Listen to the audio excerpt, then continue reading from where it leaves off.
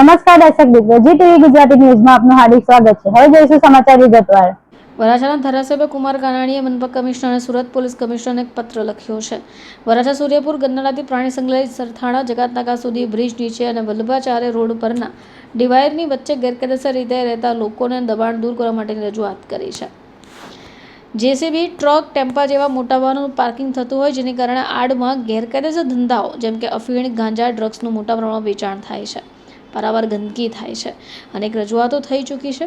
લોકો દ્વારા અને સામાજિક સંસ્થાઓ દ્વારા આ વાત પર પણ ધ્યાન મૂકવામાં આવ્યું છે। જોકે ગંભીર બાબત કહી શકાય કે હજી સુધી કોઈ પણ પ્રશ્નનો કાયમી ઉકેલ આવ્યો જ નથી।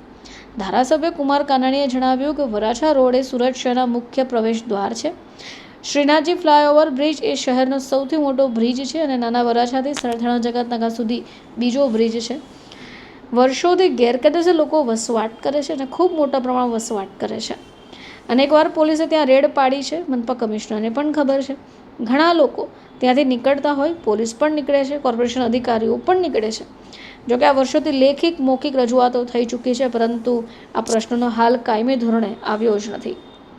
વરાછા રોડ એ સુરત શહેરનો મુખ્ય પ્રવેશ દ્વાર છે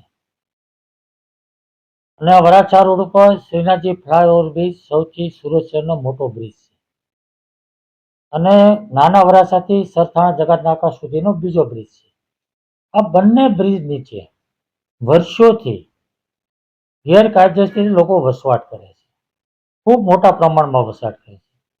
આ બ્રિજ નીચે અનેક વાહનો, સંખ્યાબંધ વાહનોનું દબાણ પણ હોય છે, જેસીબી, મોટા ટ્રક, ટેમ્પાઓ, ટ્રેક્ટરો, એના કારણે ખૂબ ભયંકર ગંદકી પણ થાય છે। આ બ્રિજ નીચે ગેરકાયદેસર લોકો ફક્ત રહે છે એવું નથી, વસવાટ કરે એવું નથી, પણ એમના ધંધા પણ 2 નંબરના છે। દારૂ, જુગાર, ડ્રગ્સ, ગાંજા, અફીણ, અનેક પ્રકારના ન્યુસન્સ એ લોકો પીવે પણ છે અને વેચે પણ છે અને અનેકવાર પોલીસે ત્યાં રેડ પાડીને પકડ્યા પણ છે અને મ્યુનિસિપલ કમિશનરને પણ ખબર છે।